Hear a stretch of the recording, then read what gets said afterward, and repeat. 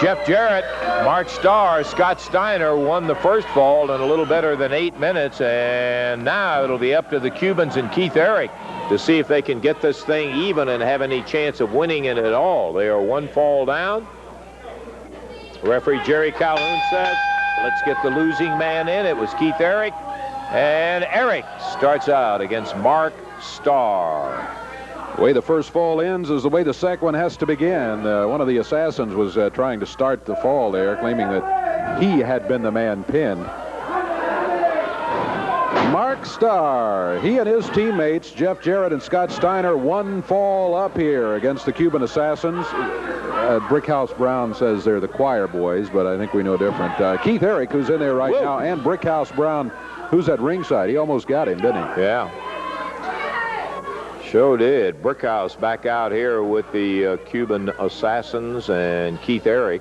Eric is in there against Mark Starr. They were the winner and the loser of the first fall. And Eric backs him into the corner, but Starr breaking on the referee's command. Eric does not.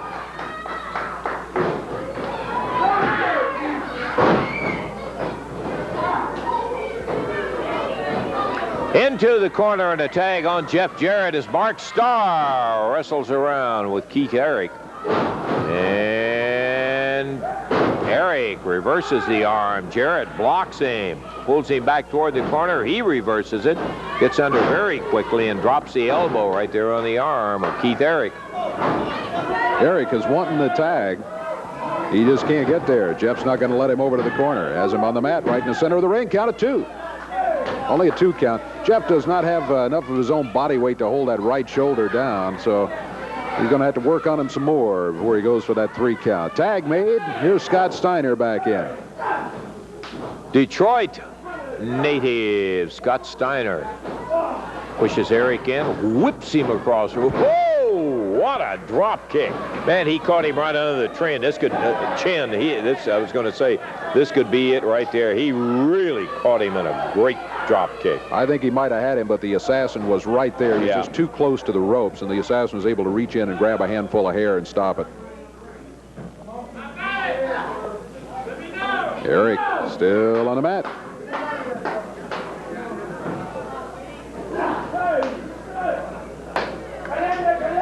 Okay, our time is running out, and we're going to have to be getting out of this one.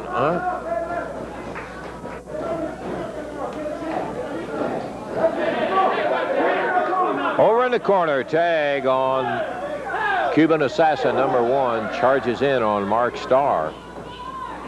Starr is whipped across the ring. Ooh. Boy, oh boy, oh boy. Man, I got to tell you. Wow. Mark Starr caught again as he rammed him right in the midsection. He is really doubling him over. And Starr faces the other Cuban assassin. And he doesn't sure look like any choir boy right there. Starr whipped across into it. And the Cuban caught him. Man, this guy, he goes at you with a fury, Dave. Hopped him over in a short suplex. Yeah. Mark Starr takes a broad arm from the Cuban assassin, tags his partner. They switch it out. And there's a tag on Jeff Jarrett. Mark able to stretch out. There's where that height paid off as Jarrett comes in. Up with a shot for all of them as he came through the ropes there. Yep, a little revolving door action, and he slams Keith Eric's head right into the top turnbuckle again. Whoop! Pow! And down goes Keith Eric. Scott Steiner scoops him up, puts him on the shoulder, and runs him hard down into the mat. 1, 2, 3, that's it. So the second fall also goes to the team of Jarrett, Steiner, and Starr. And that wraps it up because there's not enough time possibly to have, even if there is one more fall, they can't get 2 falls. We'll take time out, Dave, and we'll be back after we check the clock.